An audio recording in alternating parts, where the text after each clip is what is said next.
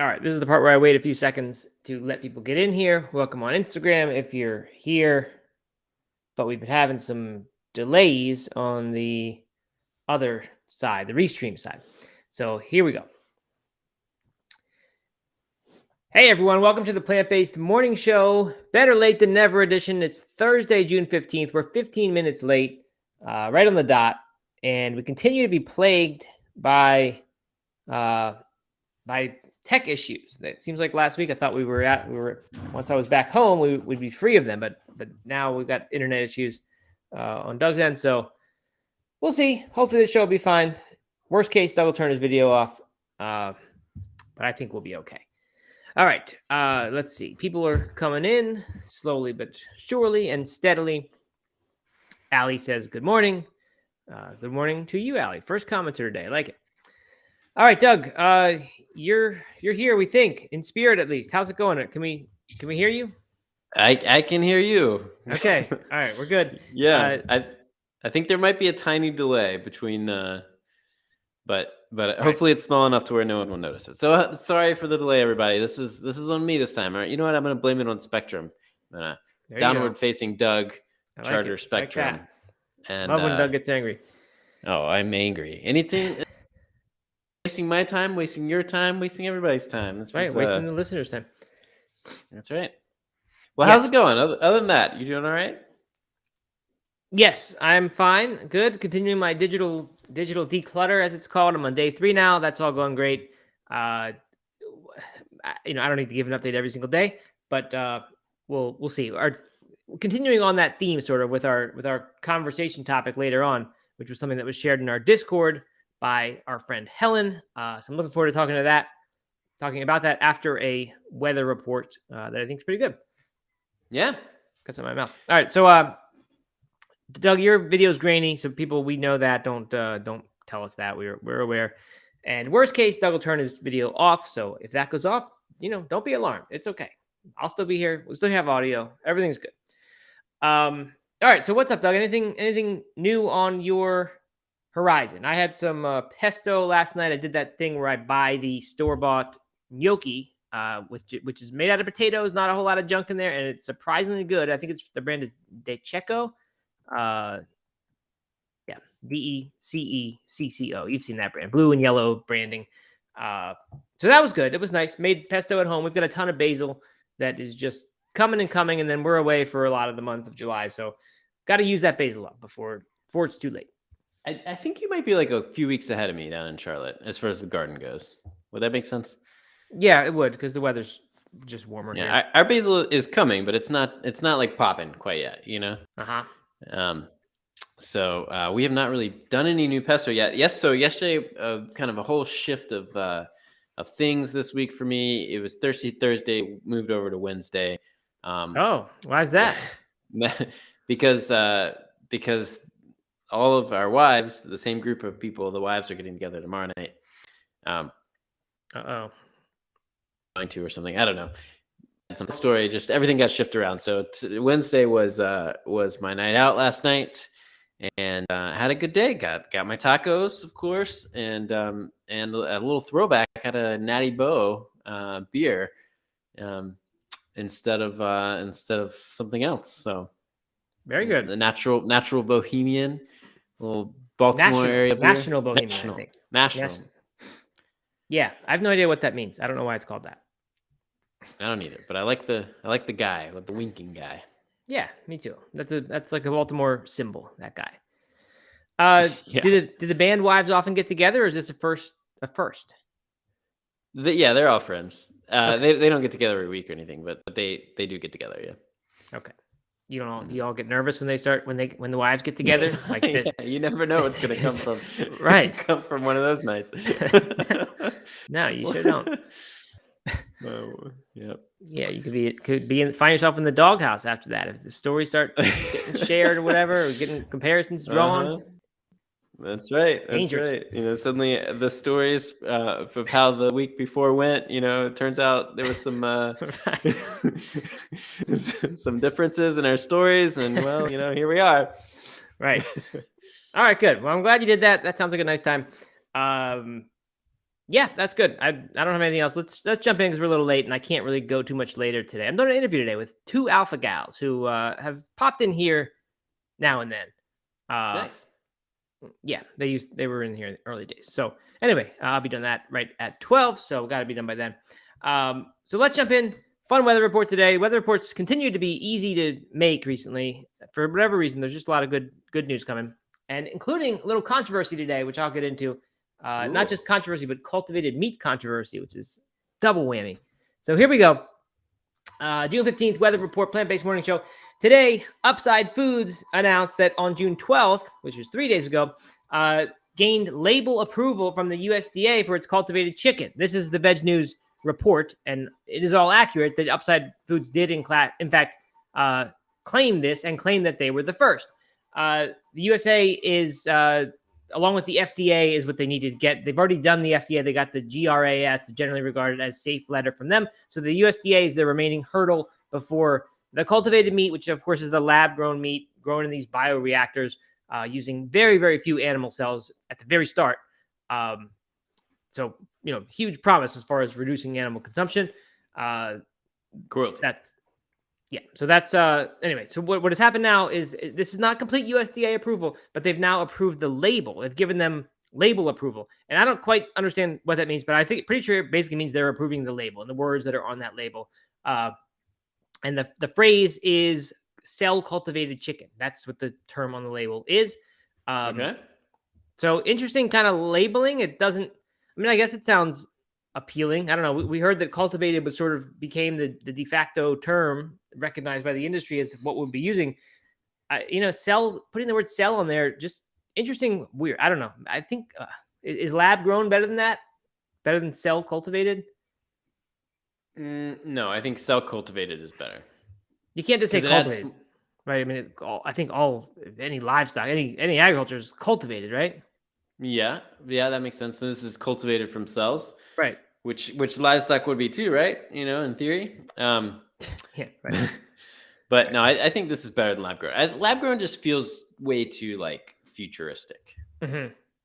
Yeah, I think cell cultivated is better. We need some sort of euphemism that just means lab or animal free chicken or something like that. Anyway, so that happened, reported all across all the different outlets. But then my friends over at Vegconomist, who I now subscribe to for this show, pay $10 a month or something just to get to stop having to go into private browser mode and all that to view the articles. They said that following the publication of this Upside News, after their press release claimed that they were the first company to get USDA label approval, Eat Just, which is your favorite company who makes the Just Egg, and they've got their meat brand, which I don't think it's called Just Meat. I think Eat Just might just be the meat part of it. They're setting the record straight. Oh, Good Meat. That's their arm. Sorry. That's their cultivated meat arm. They received approval of their label on June 8th. They just weren't going to make the announcement until after it had received its grant of inspection representing the final steps. So they were holding off for the big reveal, and then Upside Foods scooped them on it. They beat them to the punch there. Oh man, that is some controversy. I know. So anyway, everyone reported they were the first, just believing what the press release said, and now it has to be redacted. And now we've got two companies who have label approval. I guess they also have both gotten the FDA thing. I don't know. With all these different stories come in and go out. But I think they both have FDA and now USDA label approval. So now we're waiting on two companies to get this inspection service. And we heard they were already visiting the Eat Just labs or Eat Just place. So this is coming really soon. I don't know how long after they get that final approval will be before it's actually on shelves at an exorbitant price, I'm sure. But yeah, but do you think it will be on shelves, or will it roll out in some fancy restaurants? Yeah, probably that first. I have no idea how long it takes to do all that. That's a big deal. I mean, that's huge, right? Yeah, I mean, it just seems like it's not really this far off in the future thing. Like even when we started the show last summer, it seemed like this was a 5-year kind of thing we were talking about, and now it seems like it's later this year to me. I don't really know if that's true or not, but it's amazing that that's just going to be here. You and I, without being non-vegan, depending on how you define that, I guess, can eat animal meat in a couple months, probably. Yes. I mean, this is an Upside. This is an open invitation from Upside Food, or I guess to Upside Food, or just whatever it's called. if they want to, or if good meat. If they want to invite us to any of their tastings, we will fly out there. We will. I would do that. If I get invited to try cultivated meat a few months ahead of time, I'll fly somewhere for it. Mm-hmm. And we'll even report you as the first, even if you're not the first. Yeah, right. That's right. All right. Up next, Tabitha Brown, Doug, who you once wrote off as simply a TikToker, and then someone had to email us and get angry, saying she did like 100 other things. She's now received an honorary doctorate at the Savannah College of Art and Design, a private art university with locations across Georgia. She did this. So she had been working on her studying fashion design at Miami's International Fine Arts College in 1997, dropped out halfway through the first semester when she realized she wanted to be an actor. Now she said, because come full circle now, she's granted not just she wasn't trying to get a doctorate. She was just trying to get a bachelor's degree, I assume. And now she's a doctor. So Dr. Brown, which is like the guy in Doc Brown, right? It's Time Machine guy in Back to the Future. Doc Brown says, just an amazing kind of thing. This made me have first of all, I don't know how I feel these honorary degrees. You hear about them a lot. Yeah, what does that actually mean? Like, what does that mean? I don't really know. I think when a university grants one of these, it is granted with a special qualification. That is, this is honorary. That it's not the same as you graduated from the school. I mean, it has to be, right? Right. And I don't know, because if they were handing out their degrees to people on an honorary basis, they would obviously devalue their degree over time. Right. At least as far as the particular field. I don't really know. Not to say it's not deserved. I don't really know I don't know much about these things. It's just a weird thing. But when I started hearing her story, dropped out of school, went into this plant-based world, started doing things, comes back later and is given a degree. I started wondering maybe the UMBC applied math department would be inspired by something like this and want to come give me mine that I also dropped out in the process of trying to get. So I don't know, just putting it out there to the universe just in case that were to happen. I mean, it's probably a doctorate in nothing, right? Like, I think so. But I don't know. This is an art and design school, right? This is not like this is I don't know, math school, and because that wouldn't be anything related to, and that's why UMBC doing this to me would be crazy because I don't do any math now. But you could say what she does is art and design. She has this line of products that's in Target, and then art. She's a TV star, so I can understand where that's coming from. So I actually don't know if it's a degree that's not in there or that's actually in their area or not. Maybe someone else can inform us about that. Yeah, I would love to know more about how that works because I mean it's always famous people that get it, right? Yeah. And just because you're famous doesn't mean you should deserving a doctorate, right? Can you call yourself doctor? Yeah, Dr. I think so. She was jokingly doing that on her Instagram, and I think you can. You're an honorary doctor, but it's something. Sounds like licensed to practice medicine to me.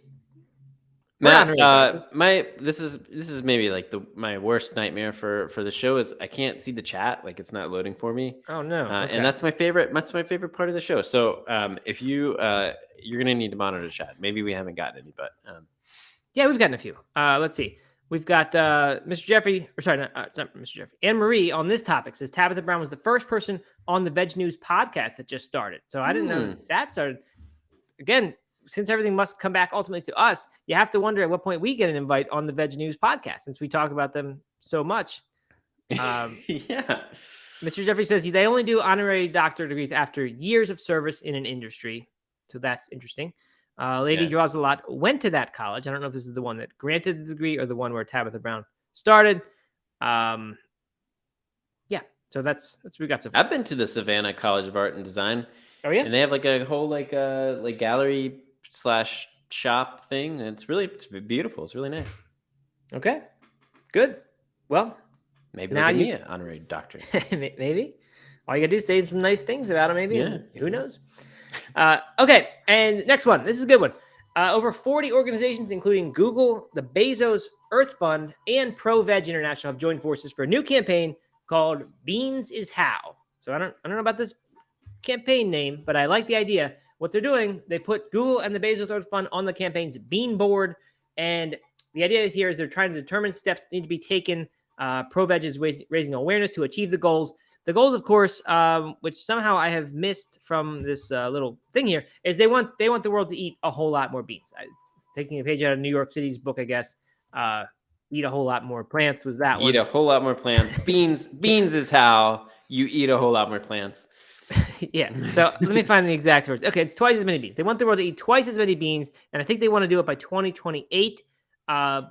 Beans to me, despite the people who tell you they're full of anti-nutrients, I think they're one of the very best foods you can eat, even build your diet around. In fact, I was looking yesterday at the Tim Ferriss slow carb diet, which we talked about. Someone had asked about that. And we had a whole episode about it. Mm-hmm. If you more loosely interpret that diet as the way it's presented in his book, not like on this PDF one-page thing that we were using for that show, it almost sounds like you can just eat beans, like they're one of the permitted foods. And it doesn't say you have to eat the meat. You could just eat beans because they are a slow carbohydrate. So, even people who are promoting something that's definitely not a keto diet, but like it's in that direction, because he doesn't want you eating any refined carbohydrates or any fruits and things like that. But like beans are still on there. So a lot of people, I know not paleos, but most people are saying beans are good on their diet. The Blue Zoners are into them. Dr. Greger loves them. I mean, it's a superfood. So more beans is a great thing. Turns out they're also really good, sustainable, environmentally friendly. The reason this company is doing this thing, or this group is doing this, is because beans release 90% fewer harmful gases than some animal-based foods.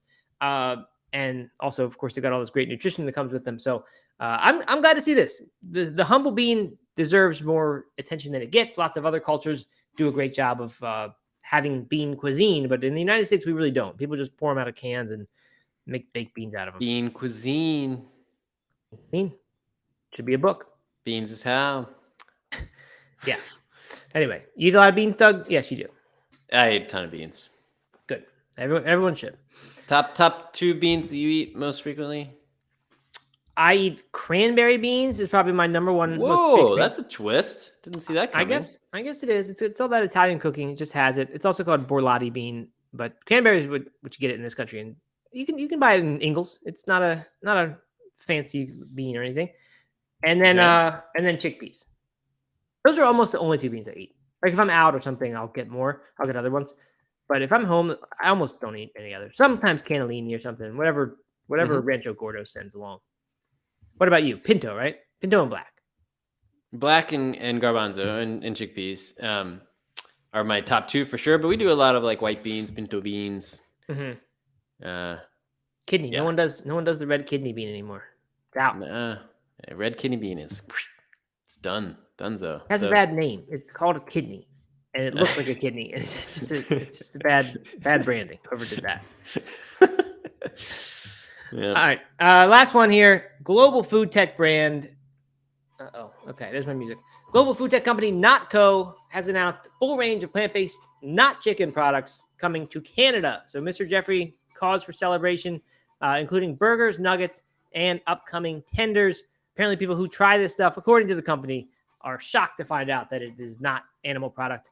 That's about it. They're made from peach, bamboo fiber, and fava beans. So that's kind of interesting. So maybe they're better than the typical pea protein. Peach? Yeah. It's very strange. I don't know what bamboo fiber. Huh. Yeah, and fava bean. And these are all relatively strange ingredients. Usually, I bought some of these yesterday. I bought some Gardein, breaded tenders for the kids. I wanted them to have like a summertime lunch they can just make on their own easily. Not a healthy food, but I'm trying to get Holden to eat more calories. So I just wanted to have something he can eat easily. So I bought some of those Gardein Ultimate Tenders or something. And it's just pea protein, soy protein isolate, canola oil or something like that. It's just nothing good. So peach, bamboo fiber, and fava bean sounds a lot better than that. What if it was only peach, bamboo fiber, and fava bean? That would be awesome. I would be amazed if they could make it taste like chicken if it was just that. But do you ever eat bamboo? Like, you're like, I mean, obviously, like, if you get a Thai dish, there's bamboo in there. But it's the only time I eat bamboo. If I get Chinese food or Thai food, comes in those little strips. The only time I eat bamboo. Yeah, same here. But they're pretty good. Like it. Yeah, they're good. They're good that way. All right. So there you go, Mr. Jeffrey. Enjoy that NotChicken. It's funny that this, I mean, we keep hearing about them over and over. Not milk, not co, not chicken, not beef. It'd be funny if that is the brand that rose and won the whole thing. And everything was just not. We just had a knot of everything. I think it'd be nice. It'd be kind of funny. Not food. Somebody's Oh, yeah. made that joke, right? It's probably a big advertising campaign, not food, Mm-hmm. that April will do. April Ludgate. What's her name in Oh, real life? I don't know, but that's Plaza. Aubrey Plaza. We reported she got sued, right? Isn't that true? I don't think she did. I think the milk campaign or the milk, Oh yeah, group okay. that did it got sued for playing unfairly. Well, Mr. Jeffrey says he also is the cranberry beans are their number one at home too. So it's not just me. Black solid second. So he's sort of a blend of our two families, Doug. That's good. I don't know if I've ever even heard of cranberry beans. Can you get them in a can or only? Oh, okay. I only see them dried. They're related to pinto beans, by the way. They're very, very similar. They look like pinto beans. Yeah, especially once they Cranberry cook. When they're uncooked, they don't look so much like them because they have more pink spots on them and things. But yeah, How interesting. It's good Okay. plump bean. It's good one to get. What's a one dish you would put them in? There's a really good Italian pasta dish that I make where the beans are basically the sauce. You make beans, you mash them all up, you put some rosemary and sage in there, some olive oil, and you just mash it up until that becomes the sauce. Add some of the pasta water, and the bean stuff becomes the sauce for the pasta. Cook the pasta for the final few minutes in that sauce. Delicious. Sounds great. Yeah. And I got another one where it's like a basic little red sauce. Put a little vinegar in that sauce, and then you serve it over polenta, which I made the other day or a month ago now. And that was also really good. Wait, hold on. Where did the beans fit into that one? They were just in the sauce, just whole beans in this sort of tomato sauce. They were the star of the show. Yeah, that is my favorite kind of food to make. Those sorts of dishes. That is very typical of my meals that make me happy. You know what makes me happy? I do. Yep. But what are you gonna say this time? It's tacos. What next time? Yeah. Okay. Straight up tacos. Yeah. Good. I would have said burritos, but not. I'm on a taco kick right now. Okay. Yeah, I think it's because we've switched our weekly restaurant, our band restaurant, from Goldfinch. Shout out Goldfinch, still love that place. To Taco Billy, which is to get some tacos, a little cheaper, which is good, and it's tacos, so yeah, I know.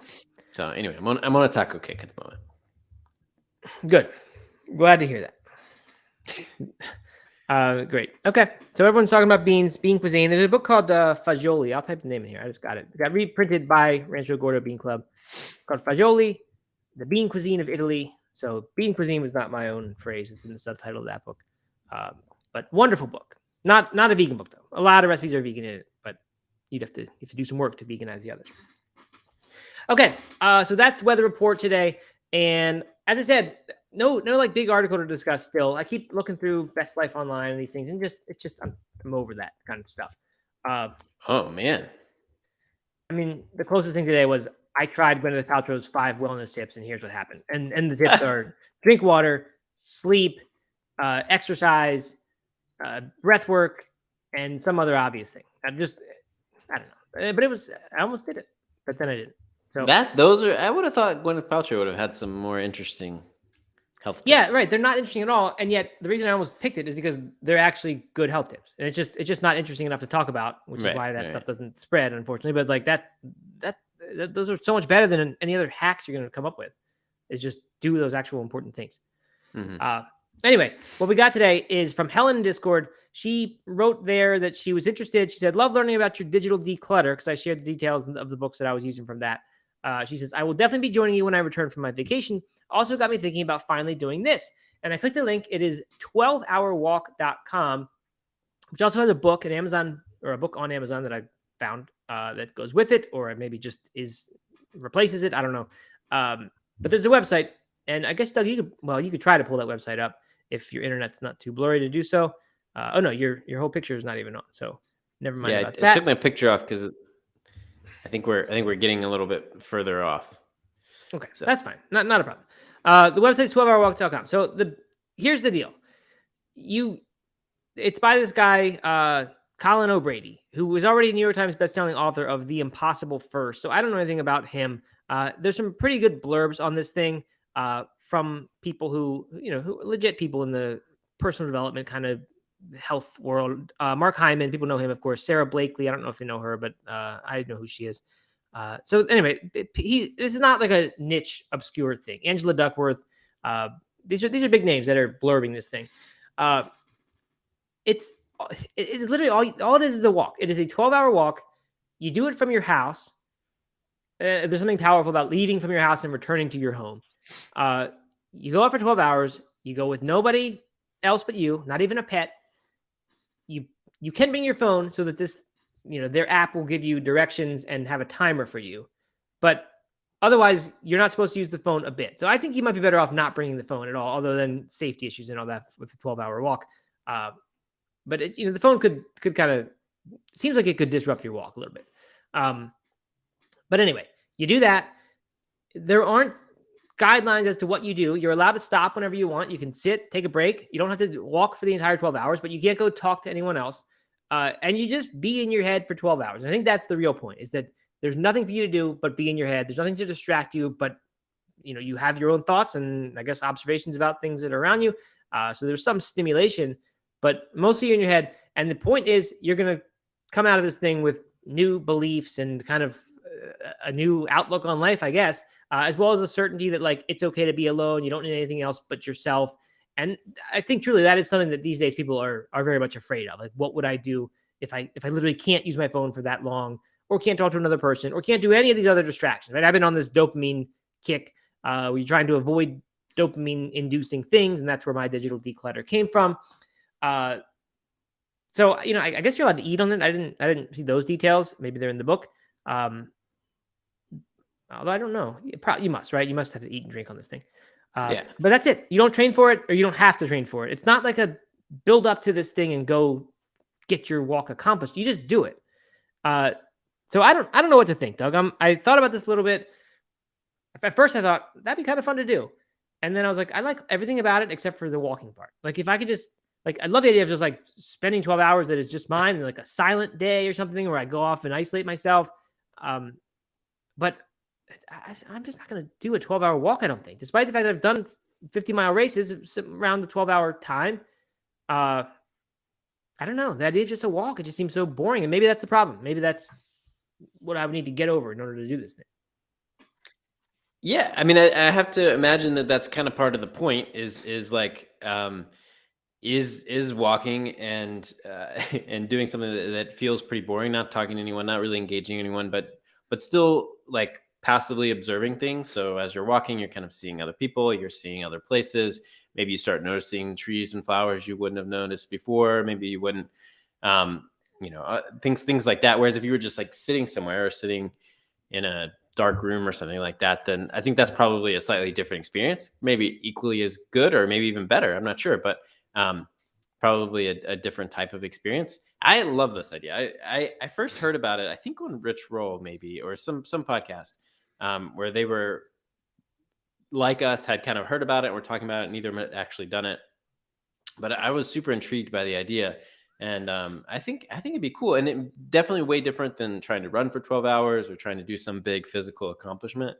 If the whole point is just to kind of stroll, maybe wander through town for a while, wander through the woods for a little bit, sit and eat a little bit, not worry about how far you're going or if you're getting to a certain destination, but just kind of like being out there. I think that would push me in a totally different way than like a 12-hour run would. And challenge me in a very different way. And I'm here for it. I think I would be very interested in this.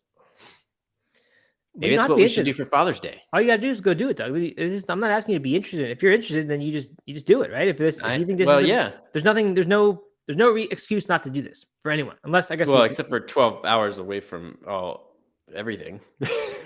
That's true. You need to say this is more important than my family for that day, or my work or whatever. Maybe you can get a day off of work. Do it on a Monday or Friday when we don't have the show. Okay. All right. Maybe I will. Yeah, I don't know. So I think what you said is probably right. Because I was thinking, well, this seems like a good thing just to do a 50-mile race. You get to train for that, obviously. And just don't talk to anyone the whole time. And then you're kind of getting the same thing. But then I thought about it more, and I think you're really not at all. Because like you said, the point is to get somewhere and trying to get that thing done to get to the finish line so that you can be done with this thing. Whereas the 12-hour walk, there's no matter how fast you go, you still have to stay out there for 12 hours. There's no like get somewhere so that this is finished. You just have to be in your head for 12 hours. Right. So I think it's kind of neat. He says you can do it at the beach, you can do it on a trail. I'm not that big of a trail fan, but I thought the only way I would do this is if I was somehow like near a woods or in a woods. And in 12 hours, I realized you can get pretty far. So you can find one, probably regardless of where you live. You can get somewhere that's kind of nature-like to walk in. Because it would be pretty hard to do this in a city or just on regular roads. But you are supposed to like. What would be interesting to me would be to split it up, do half of it, or not half of it, but do like start like leave from my house basically. And I know not everybody can leave from the house and get to the woods, but like for me, I could leave from my house and spend a couple hours kind of walking through town and walk, and then like a couple hours in the woods, and then turn around and have a little bit of both, to have a little bit of variety. Stop for some tacos maybe halfway there. I don't know, but you can't stop unless you pack them yourself, or you aren't going to communicate with anybody to get them. You can't do it. There's no talking. I could place an order online and just like go in and grab it. Can I do that? You can't use your phone though. No, you can't. Oh yeah, you can't use your phone. That's right. Right, you can't do any of these distraction things. This is just you in your head.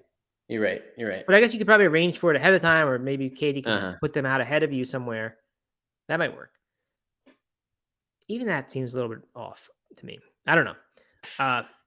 But yeah, that's the point. And you are supposed to leave from your house. So like, see, I was thinking it'd be cool if you like drove to a beach or something and did it, but you can't. Apparently, you're supposed to leave from your house, and I think that makes sense, right? You get to see your neighborhood on the way out, or your surroundings around, and then you return to that. It just has like a nice metaphorical kind of thing to it, like a birth and death kind of symbol happening. Yeah. So anyway, it seems kind of cool. I don't know if I would ever do it. I think what I need hordes of people saying, this is amazing. This changed my life. I did this and I came back and then got this amazing business idea, or like, basically like I've been on an acid trip and like suddenly I understood the nature of reality and consciousness. And now I see that everything in the universe is one and I'm not separate from this. I need that. And I see no one doing that. I see a couple videos on the website. So my concern is that this is a guy who wrote a book before and it was successful. And then he said, I need my 4-hour work week, or I need my like thing that I'm forever attached to this like movement I started. And he said the 12-hour walk. That's what it is.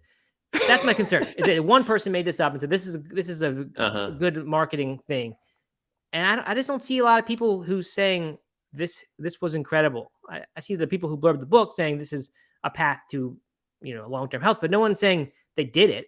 They're just saying this book's full of insights and answers. So there's only one way to find out. Do it for yourself.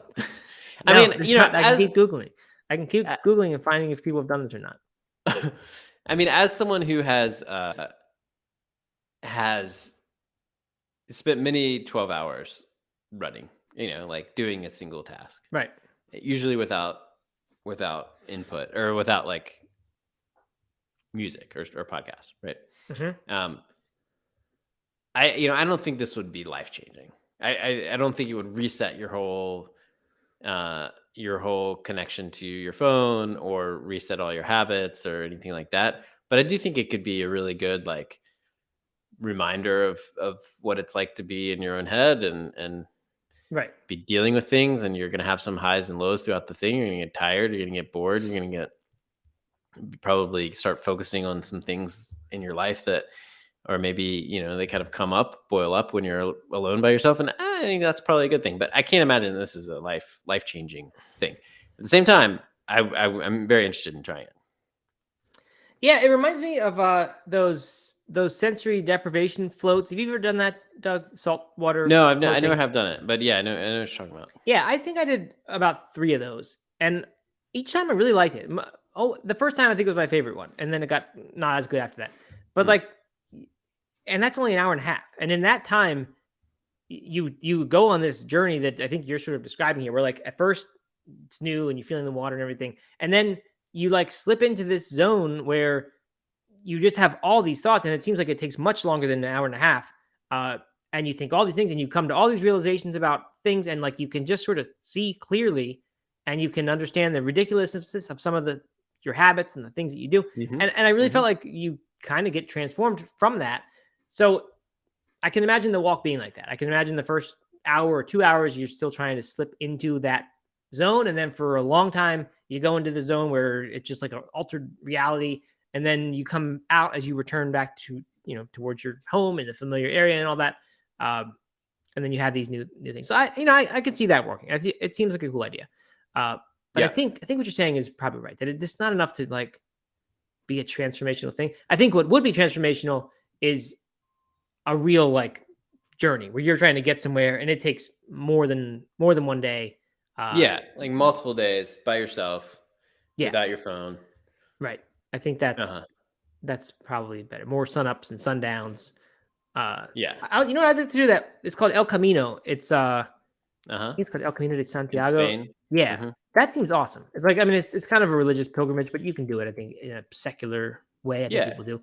There's a brand new book about it. Oh, is there? I should read that because Uh-huh. there's a movie about it that I thought was pretty good. Uh-huh. Yep. What's the book called? Do you know? Um I'll look it up. I'll Google while we're on this show, hanging out. yeah, there's a new anyway, yeah, I mean Walking, like something like to that. the end of the world.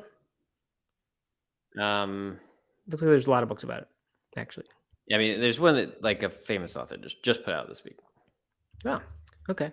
Well, I'll look it up. We can say it tomorrow, or when we're next on. Okay. Anyway, Yeah, I think that kind of I thing mean, would be cool. right. I mean, but just any sort of like long backpacking trip where, especially if you're doing it by yourself or, and without your phone or something like that, or even if there's no backpacking, if you're going just from like hostel to hostel or bed to bed or something like that, hut to hut. I mean, I think that would probably do more for changing your outlook on life than 12 hours walking through town. But yeah, but in those though, you talk to people and you gotta, but you don't have to. I mean, you could have a silent hike. That's true. But it'd be hard to check into different inns and eat dinners and things and not have anyone. That's true. Around That's you. true. And of course, there's also silent retreats where you can go away for 10 days or whatever and be in a group of people, but no one's talking and you're not allowed to. I think that's more my speed. I think I would more likely do that than I will a 12-hour day. Silent retreat, or how about one of those where you're like stuck in a black room for like a week? We talked about that. That seems a little scary. That seems like a torture situation. Yeah, I would be very not interested in that. But you know what? I have heard of that. And like, can you knock whenever you want and get out? Oh, I don't know. I think I heard that. I mean, maybe if you're like banging your head, just like. No, there's a place outside Boone that I just absolutely love, retreat center. And they do silent retreats, and you have like a little name badge. Like not everybody's on a silent retreat, but you have a little badge that you wear. And so, when you go to the cafeteria or whatever, they know not to talk to you, or they know that you're not going to talk to them. And there's like a special seating area that's just for the silent people. Nice. Yeah. Very good. All right. Well, yeah, I think this kind of thing's interesting. I am definitely, I don't know about fascinated, but I'm definitely intrigued by these kinds of things. Even if it's not a quick fix, especially if it's a quick fix, just 12 hours, just go do it and you come back transformed. That's really cool. But even if it's a couple weeks long, I think the idea is fun. I will definitely do something like this one day, but it's not going to be the 12-hour walk. I don't think so. Yeah. How about you, though, Doug? You think you might do it? Yeah, I think I might. And report back? I mean, the problem is I'm trying to juggle the pickleball. I'm trying to juggle the running, trying to juggle all the other stuff. This is just one day. It's just one day. You don't have to train. You just do it, and then you come back. Okay. And then you can see. You can see after that. You'll know how to fit the pickleball into your life. I think. maybe I will. Maybe that's the answer. Like, right? You just have to. The answer to all my problems. The book is called Walking with Sam by New York Times bestselling author Andrew McCarthy. Walking with Sam. Okay. Good. Father son do it together. Maybe it'll inspire you and Holden to go on a 500-mile trek journey together. It might. I would sooner do it with my dad. I think he's interested as well in this El Camino. The movie, by the way, I think is called The Way, or maybe it's called El Camino. It has Emilio Estevez. Yeah, it's called The Way. Pretty good. Not a great movie, but it was fine. I enjoyed it. All right. Very few comments on this. I thought people would have all kinds of thoughts about this, unless they're not working for me. But I think appears that they're working. Emery points out that I hate walking. I think she's reminding me of that when I brought up the topic.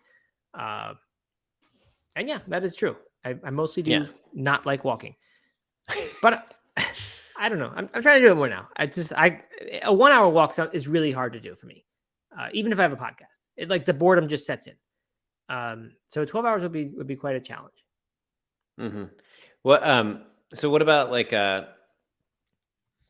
what those shoes? You know, that little like wheel on them. What if you just used those? Oh yeah, Heelys. Heelys, yeah. What if you just Heeled for 12 hours? That'd be Yeah, pretty cool. yeah. Same effect. I guess. Yeah. You wonder why it has to be walking? Like, couldn't you cycle around for 12 hours? Well, It's probably the slow pace. right. That's true. Like, Yeah, I do see that. I see that all the time now. People who are into thinking or into happiness, everyone's saying do walks. And like, it's just an important thing. And it probably is a fundamental part of our wiring is like, we're supposed to walk for a long time. You know what I heard a little radio segment about? I don't know the name. I'd have to look it up. But this guy who skateboarded across the United States. You hear about people running or cycling and all that stuff. He skateboarded on like a regular old skateboard that you'd see at a skate park. You know, not like a longboard or anything like that. And he went all the way across the United States by himself. My gosh, that's crazy. Unsupported. Yeah. Wild. You think? Yeah, I guess that'd be more efficient than running, right? I mean, I don't know. Because you could push and then get probably 10 strides worth out of every push. Yeah, maybe. I feel like it'd be more dangerous, like harder to like get out of the way of traffic and stuff like that. Yeah, I would think so. Yeah. All right. Well, that's enough. I gotta go. Gotta get on this other thing. Yep. Thanks tomorrow for your patience. Yes. Sorry about the delay. Tomorrow, we're assuming Doug's internet is good. We're gonna be doing a No Meat Athlete Radio episode. Is it gonna be at the same time, Doug, or you want to do it a little bit earlier? We don't need to pick now. Doesn't matter. Yeah, we'll announce it in the Discord. How about that? Okay. All right. A couple people say naturally Sabrina says she loves morning walks to help clear her heads. No headphones, clear her head. And Allie says sounds horrible unless I was in a mountain or a city walking in Florida for 12 hours. Nope. Yeah, that's. I mean, I think that's right. I think the variety would be very important to this thing. But again, maybe someone on Instagram said 12-hour walk from your house assumes that it would be safe. Yes. I would be more interested in starting in a park. Yeah, just what you were saying. Yeah, they do talk about safety tips and things like that. So I'm sure there's some things to be aware of. All right. Well, that's it. We will be back tomorrow with No Meat Athlete Radio around this time. I don't know. It might be earlier. We'll see. But we will see you then. All right. Thanks, everyone. All right. Goodbye.